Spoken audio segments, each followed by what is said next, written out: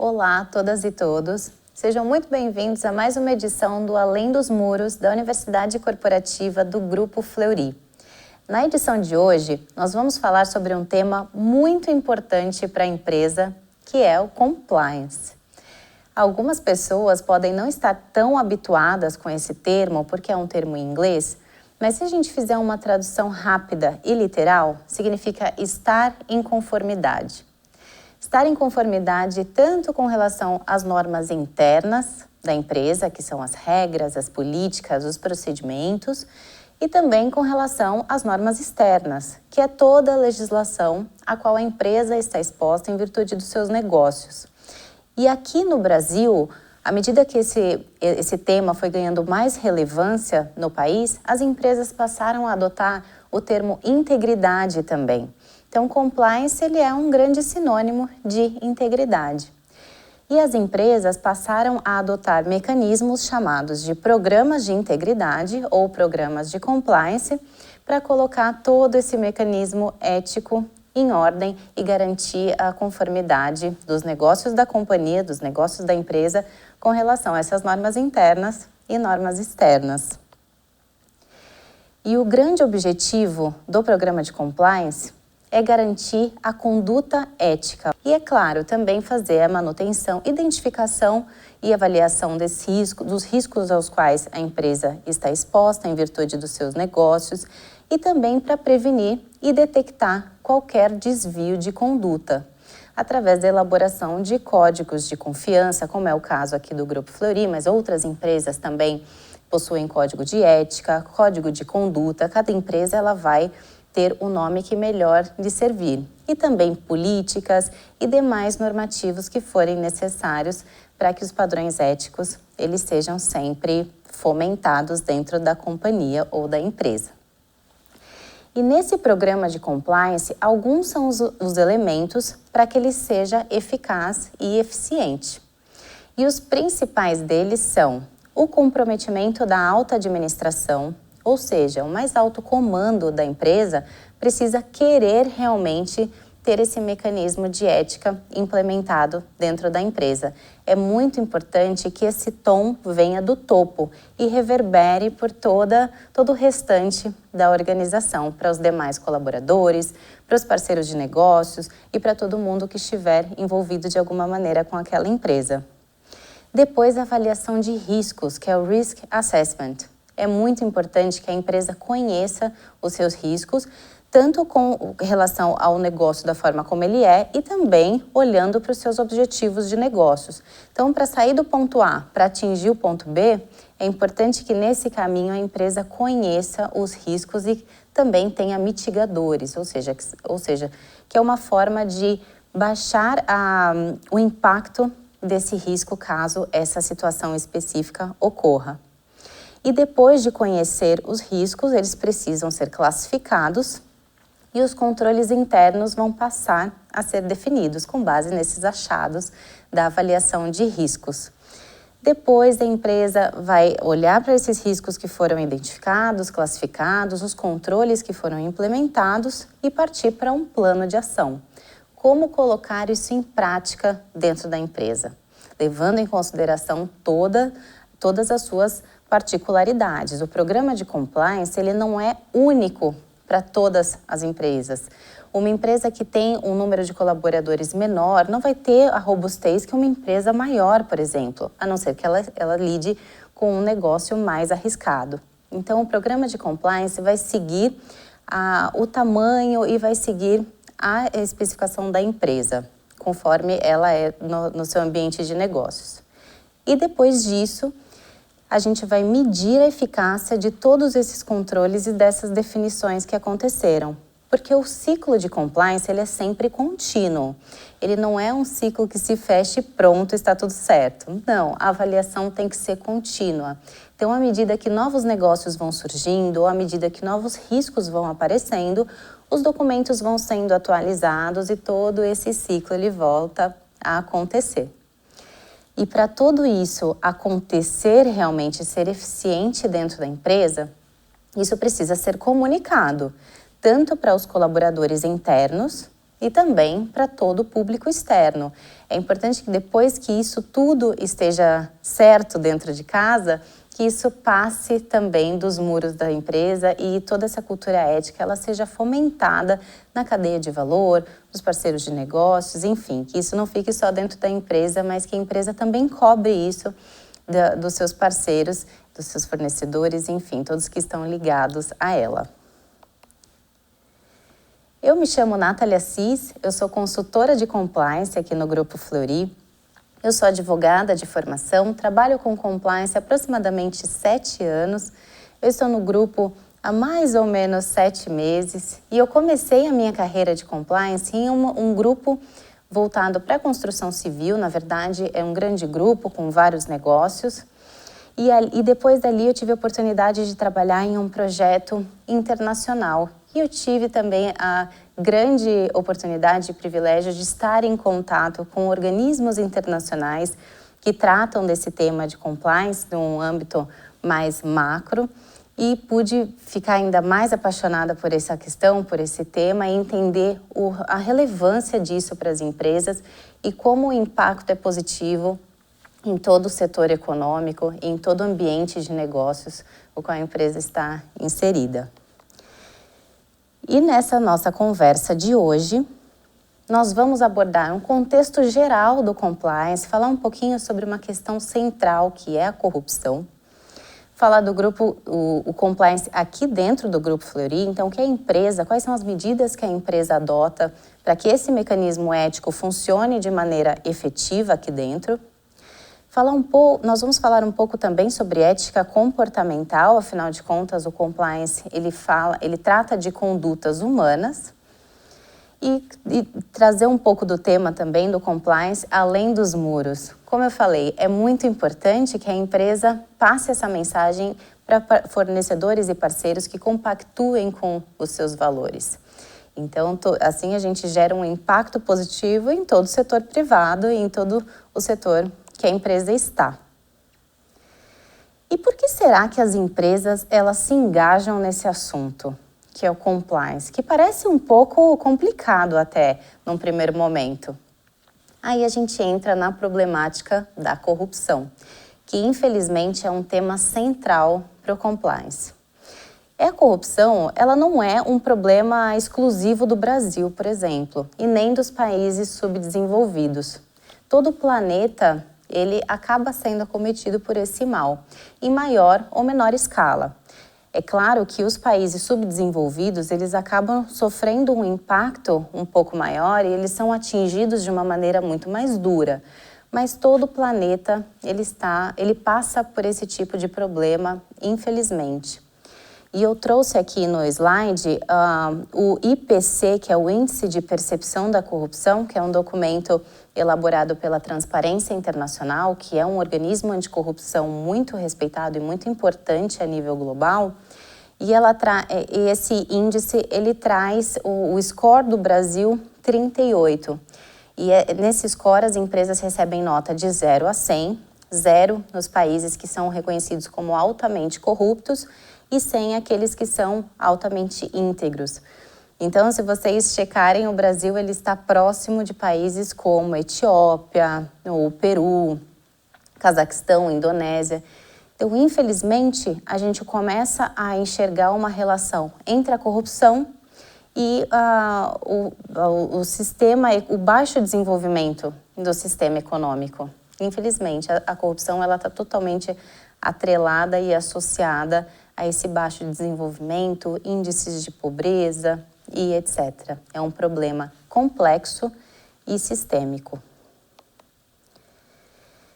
E o principal objetivo desse mecanismo todo que a gente vem conversando é combater a corrupção e tornar todo o ambiente de negócios um lugar mais justo, mais íntegro e mais sustentável. Então, a corrupção, ela não é um problema atual, ela não é uma discussão atual. Isso já é uma discussão bem antiga. Uma das primeiras legislações anticorrupção que começaram a estruturar realmente o combate à corrupção é a FCPA, dos Estados Unidos, que surgiu depois de uma pressão do sistema financeiro muito grande para que o sistema financeiro fosse um pouco mais transparente e mais íntegro, então que não tivesse muito impacto nessas operações financeiras e ele fosse mais estável. E aí surgiu o FCPA na década de 70. E depois, ela estava muito ligada a crimes financeiros e lavagem de dinheiro, então ela tinha esse viés mais financeiro no início. Depois, com uma pressão global muito grande para esses esforços anticorrupção e da própria OCDE, a Europa também seguiu esse mesmo caminho e a lei UK Bribery Act foi promulgada também na Europa em 2010 e depois quase que a maioria dos países também começaram a seguir nesse caminho de adotar, pelo menos os Estados-membros da OCDE, começaram a adotar mecanismos e legislações anticorrupção para frear esse problema que vinha acontecendo a nível global. E aí ele passou a ser realmente visto como um crime voltado à corrupção e não só a questão financeira, não só para o sistema bancário, mas também para questões e condutas éticas voltadas a fraudes e outras questões. Aqui no Brasil, a nossa lei anticorrupção, ela começou a tomar força depois dos protestos de 2013, e a lei anticorrupção, ela teve a promulgação e o início dos debates da lei anticorrupção começaram a ser mais intensificados e em 2013 veio a lei 12.846 para tratar de questões anticorrupção. E depois disso, vários outros normativos, vários decretos foram também foram criados para regulamentar essa lei que era super recente. E depois da promulgação, que a lei veio a ser promulgada, a gente sabe o que aconteceu, que veio a Operação Lava Jato e as outras operações que também tinham relação à questão de corrupção. Então, depois dos protestos de 2013, a lei anticorrupção foi criada, já vinham projetos de lei acontecendo, depois vieram os decretos, aconteceu a Operação Lava Jato e nós sabemos que os impactos desses escândalos são sentidos até hoje. Algumas empresas que tiveram envolvidas nesses escândalos de corrupção, elas nem chegaram a sobreviver até os dias de hoje. Então, esse impacto reputacional é um impacto muito severo, porque bate não somente na empresa, que nós costumamos dizer, não só no CNPJ, mas também no CPF das pessoas envolvidas.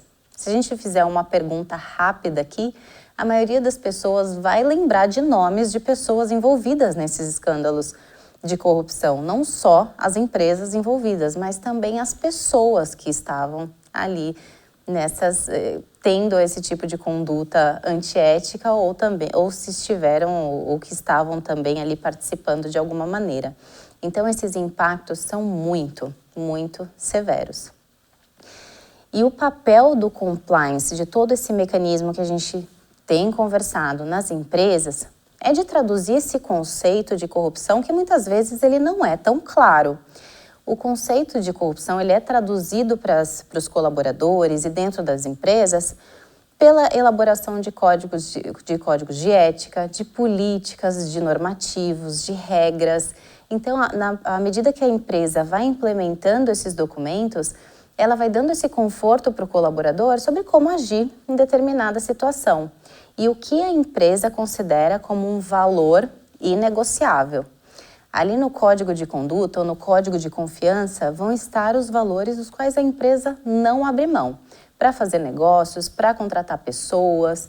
E é claro que as pessoas, elas querem estar associadas a empresas éticas, não é mesmo?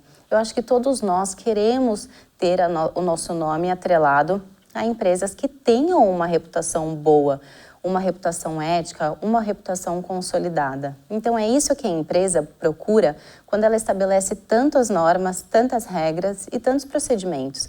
Ela quer padronizar os valores. Assim, a gente não fica sujeito ao que cada um considera como sendo um valor ético.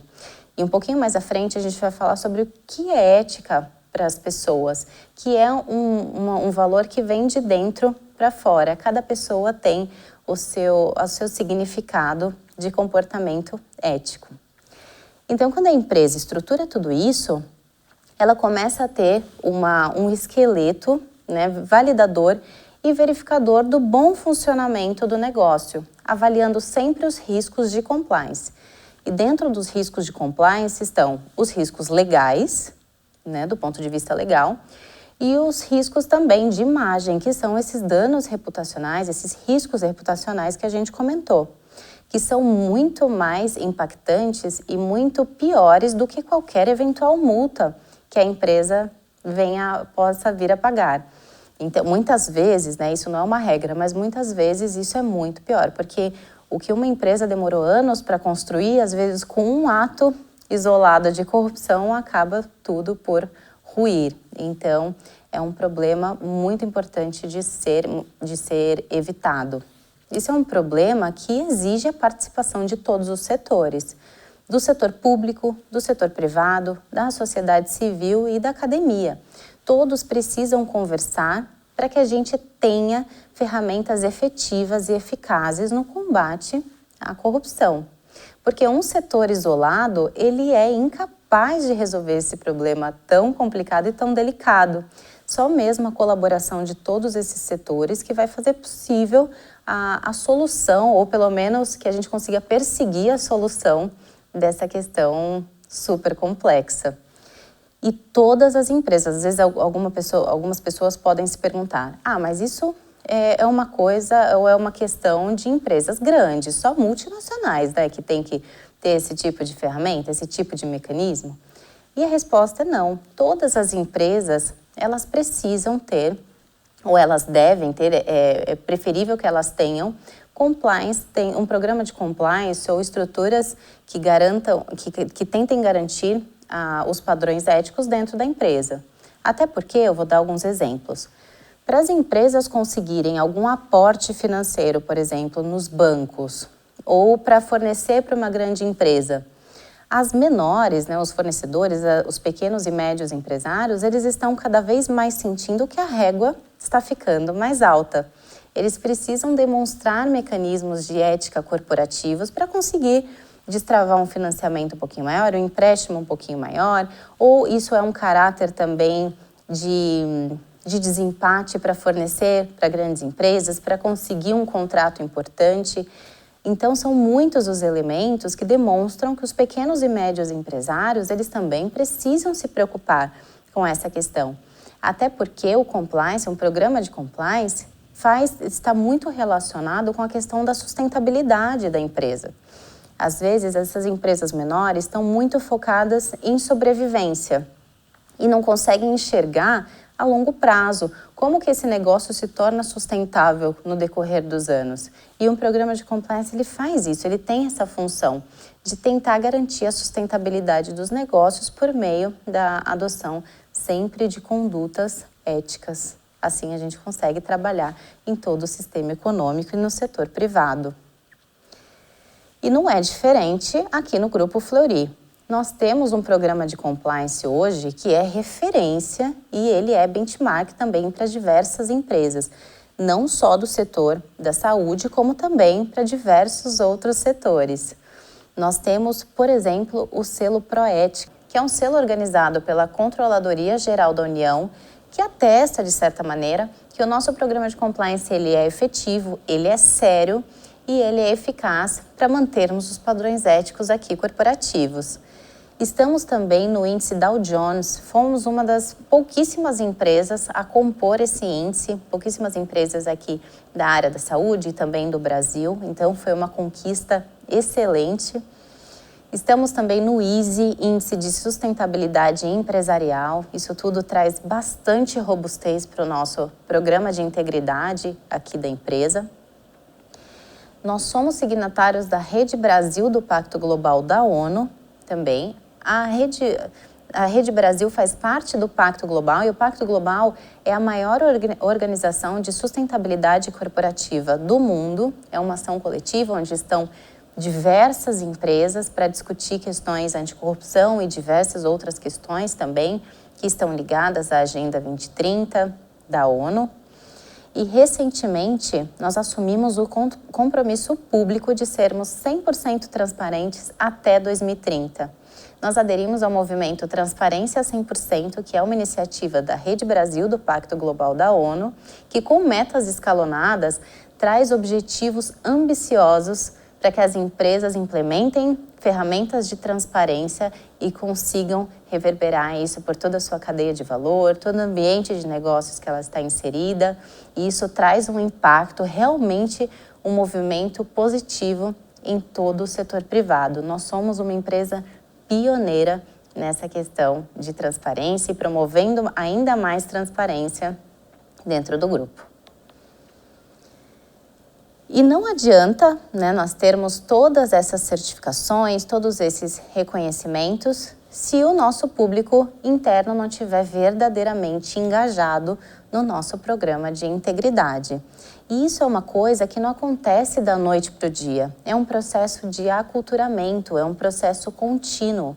É preciso que as empresas elas confiem no nosso mecanismo de ética e também o inverso também é verdadeiro. A empresa precisa ter esse conforto e confiar nos seus colaboradores.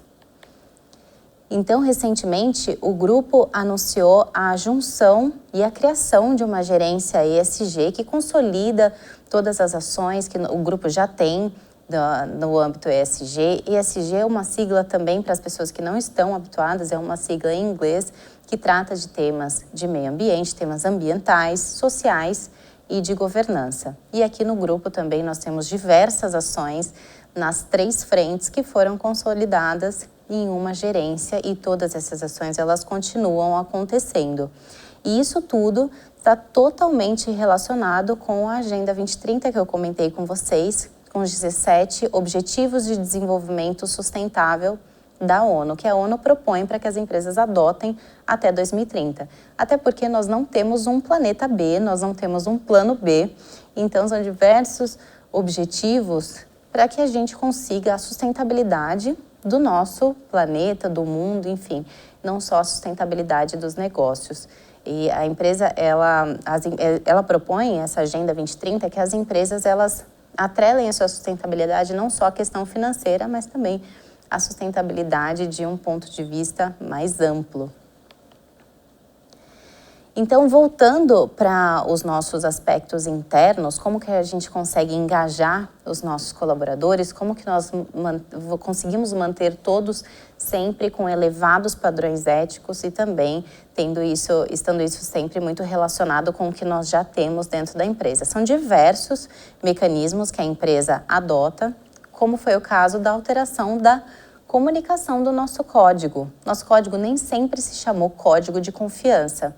Ele antes se chamava código de conduta, porque ali estavam as condutas que eram realmente esperadas. Mas o grupo já tinha atingido um nível de maturidade tão importante que decidiu agora buscar traçar um elo de confiança, tanto com relação aos colaboradores, como os parceiros de negócios, enfim, todas as pessoas que estão inseridas aqui no nosso ambiente de negócios.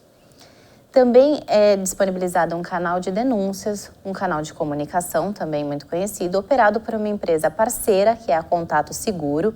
Então, todas as pessoas que trazem algum tipo de comunicação de forma anônima, por exemplo, o grupo não tem acesso a essas informações sigilosas, só realmente ao teor da comunicação para que a empresa consiga fazer alguma coisa para brecar, para frear aquele tipo de problema. Mas as informações de identificação, caso a pessoa não queira fornecer, elas não serão acessadas.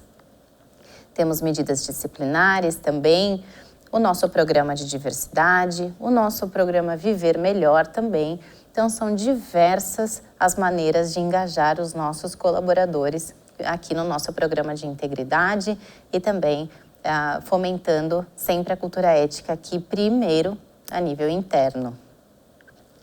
E quando nós falamos de ética, e o compliance ele é formado por pessoas, né, mais uma vez falando, a gente entra no âmbito da ética comportamental. E a ética comportamental ela é um valor muito interno, realmente, é muito pessoal, ela vem de dentro para fora. E se a gente buscar um conceito bem rápido, né, do professor Alexandre de Micheli, por exemplo, ética é saber a diferença entre o que você tem o direito de fazer e o que é certo a fazer, e optar por aquilo que é certo a fazer. Então, a ética, ela não fica só no campo da reflexão. Ela é reflexão, né? Eu penso e defino a maneira certa de agir e eu consigo partir para a ação. E a ética, ela também tem um conceito muito utilizado, que é o bem-estar momentâneo versus o bem-estar coletivo, que é aquele a longo prazo. Então, de que maneira que eu consigo colocar na balança aquilo que é bom para mim agora e aquilo que é bom para todos, para a sociedade, incluindo, né, a pessoa que está pensando num cenário mais distante. E quando a gente fala sobre isso, é muito emblemático trazer um exemplo, é muito comum a gente trazer um exemplo emblemático, que é a questão do trânsito.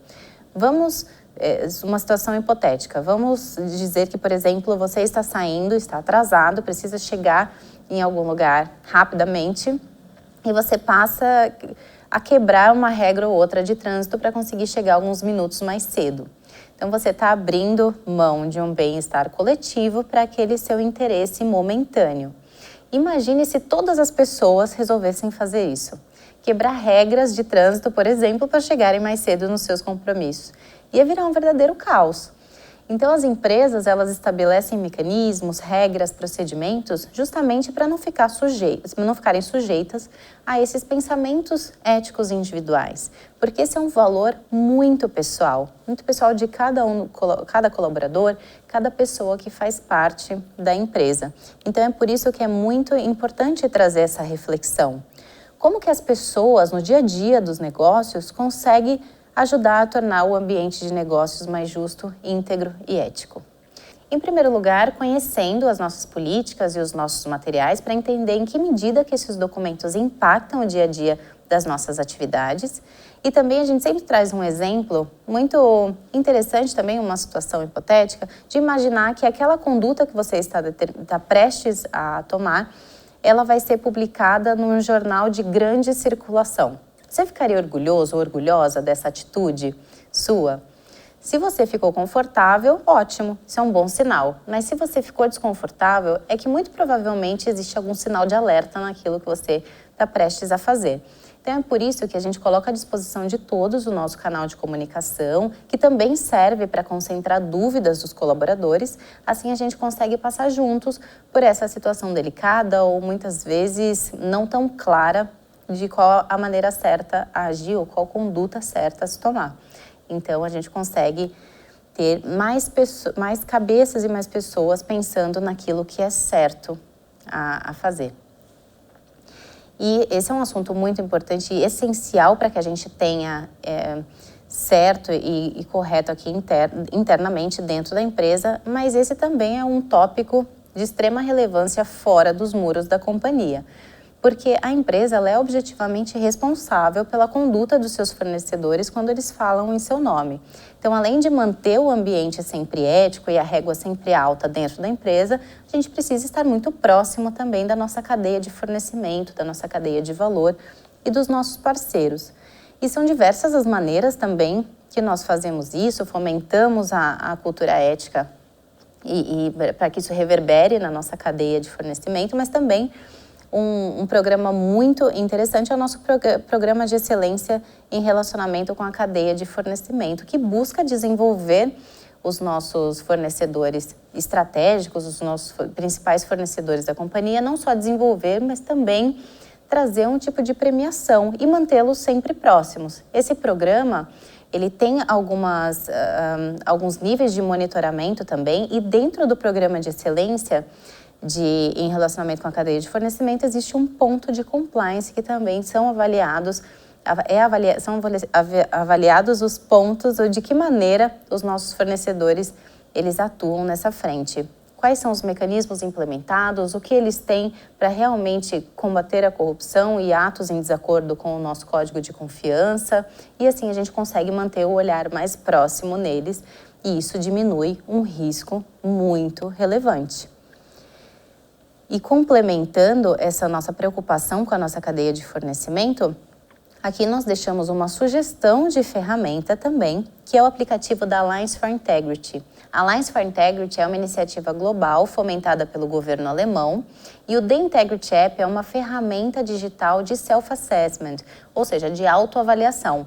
Nesse aplicativo, a empresa ela consegue colocar suas informações de compliance e entender o nível de maturidade que ela tem com relação a esses temas de ética e integridade. E ali a empresa vai receber um score de 0 a 100. E assim, todas as perguntas são baseadas no standard da OCDE, então tem referências e fontes muito importantes e muito grandes, e ela já consegue ter uma boa ideia nos pontos, os principais pontos que ela tem para implementar e para desenvolver quando o assunto é compliance. E eu gostaria de agradecer, em nome do Grupo Fleury, a todos vocês que conseguiram nos acompanhar em mais essa edição do Além dos Muros. Muito obrigada, foi um prazer compartilhar esse conteúdo com vocês. Espero que vocês tenham gostado e que tenha sido um conteúdo relevante e nos vemos na próxima edição.